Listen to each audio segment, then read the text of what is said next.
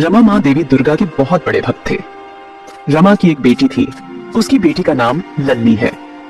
रमा के पति लक्ष्मण की एक दुर्घटना में मृत्यु हो जाती है।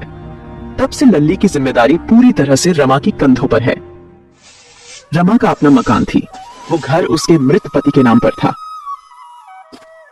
गांव के एक बड़े बिजनेसमैन कुमार नाम के शख्स की नजर उस घर पर पड़ती है। कुमार रमा के घर में कब्जा करने की भरपूर कोशिश करता था। अरे लल्ली बेटा, तुम इतनी देर तक क्यों सोती हो? चलो जल्दी से उठ जाओ। नहीं माँ, अभी तक मेरी नींद पूरी नहीं हुई है। मैं अभी और थोड़ी देर सोना चाहती हूँ। बस बहुत हो गया है। क्या तुम्हें सच में याद नहीं कि तुम एक लड़की हो? ये सब बुरी आदत है, चलो उठो। रमा कहती है और लल्ली उठकर बैठ जाती है। अरे माँ, तुम तो मुझे ठीक से सोने भी नहीं देती हो। बोलो क्या करना है? अरे बेटा, मैं ये नहीं कह रही हूँ कि सोना गलत है, पर हर चीज का एक समय होता है। मैं प्रतिदिन उठकर दुर्गा माँ की पूजा करती हूँ। मैं भी चाहती हूँ कि तुम भी मेरे तरह पूजा करो। अगर तुम सोते रही तो तुम्हें ये सब कैसे पता चलेगा? दुर्गा माँ की पूजा? पर मुझे तो नहीं पता पूजा कैसी करनी है। उसके लिए मैं हूँ ना, मैं तुम्हें पूजा करना सिखाऊंगी। अब से हर सुबह तुम मेरे साथ उठकर पूजा करने के लिए बैठना। मैं हर दिन सुबह को पूजा करूंगी और तुम हर दिन शाम को पूजा करना, ठीक है? तो रमा लल्ली से कहती है।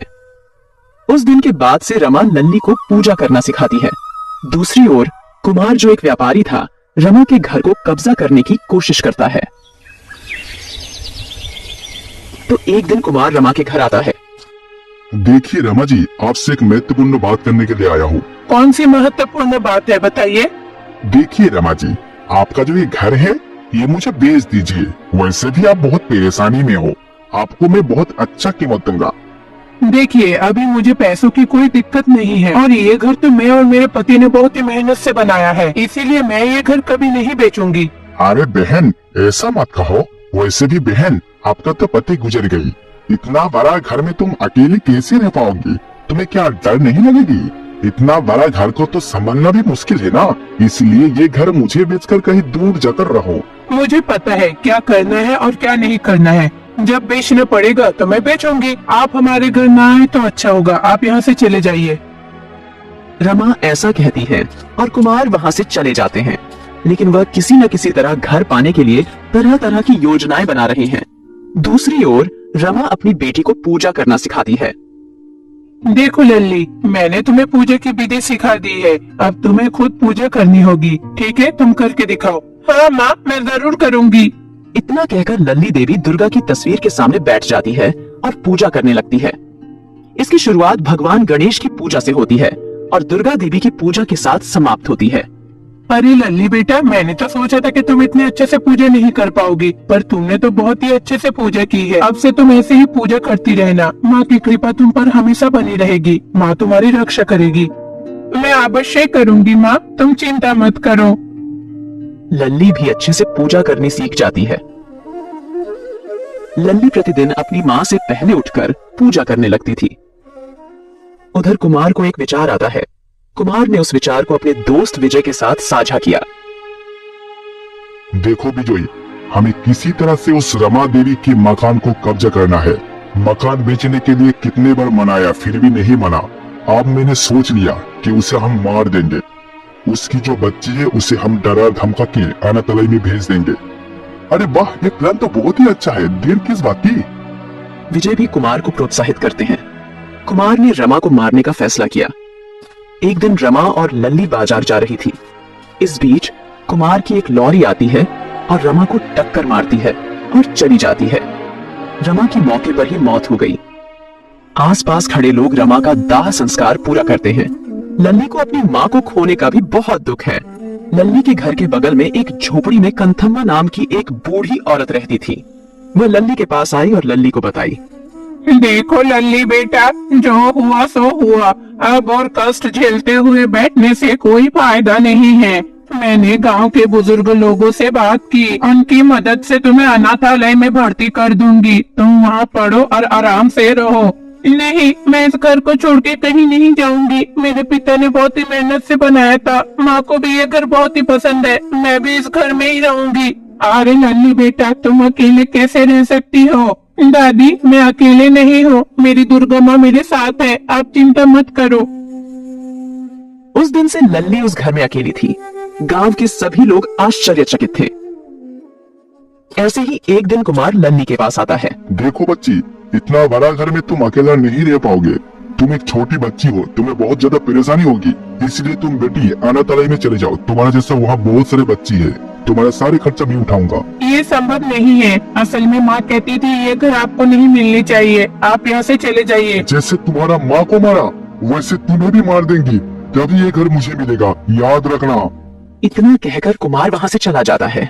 लल्ली डर जाती है और अपने घर में भगवान के कमरे में चली जाती है। वो दुर्गा माँ के सामने रोती है और माँ को सब कुछ बताती है। ये क्या है दुर्गा माँ? उस दुष्ट आदमी ने घर की आशा के कारण मेरी माँ को मार डाला। वो मुझे भी जान से मारने की धमकी दे रहा है। कोई मेरी मदद के लिए आगे भी नहीं आ रहा। सभी कहते हैं कि अनाथालय चले जाओ, लेकिन मैं सोच रही हूँ कि मैं इसी घर में रहूंगी। अब आप ही मुझे बचाए।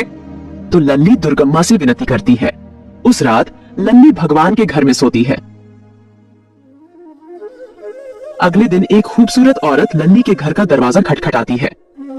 लल्ली की नींद खुली तो वह उठकर दरवाजा खोलती है। आप कौन हो? किसे चाहिए? मेरा नाम अपराजिता है। मैं तुम्हारी माँ का सबसे अच्छा दोस्त हूँ। हम दोनों एक साथ पढ़ते थे। कुछ कारणों से मुझे दूसरे शहर में जाना पड़ा, लेकिन कल मुझे पता चला कि मेरी दोस्त की मृत्यु हो गई। इसीलिए मैं कुछ दिनों के लिए तुम्हारे साथ रहने के लिए यहाँ आई हूँ।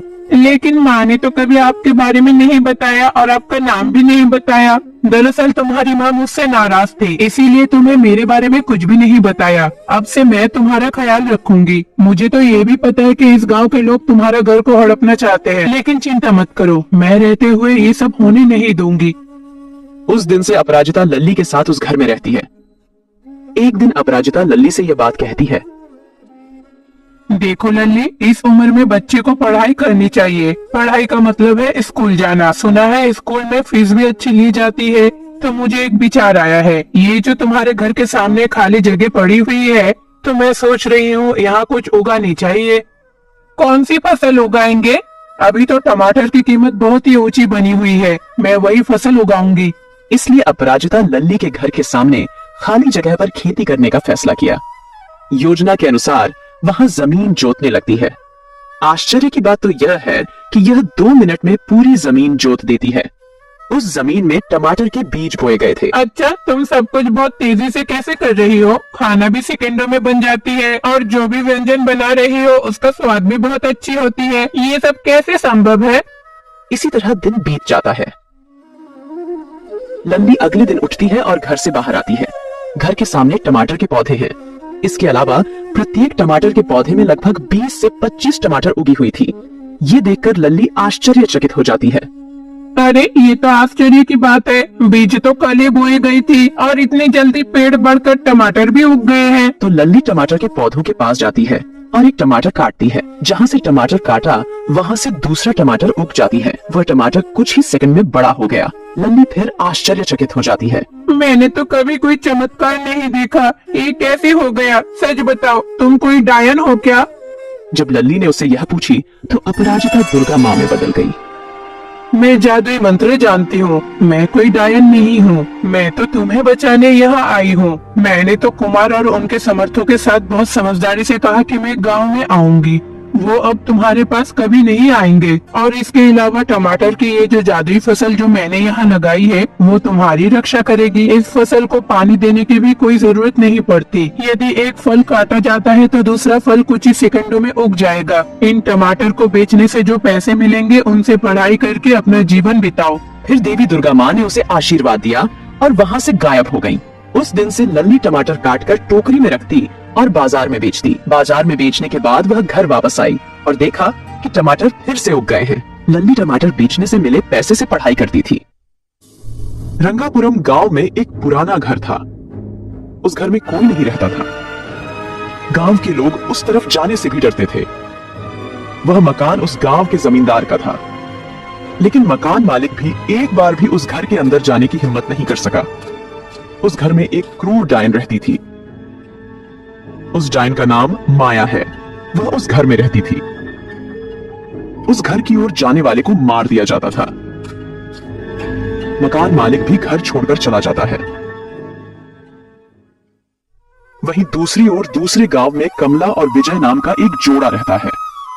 देखिए, हम बरसों से इस गांव में हैं। अब इस गांव को छोड़ के जाने में बहुत ही तकलीफ हो रही है। हाँ कमला, इस गांव छोड़कर दूसरी गांव जाना बहुत ही दुखद है।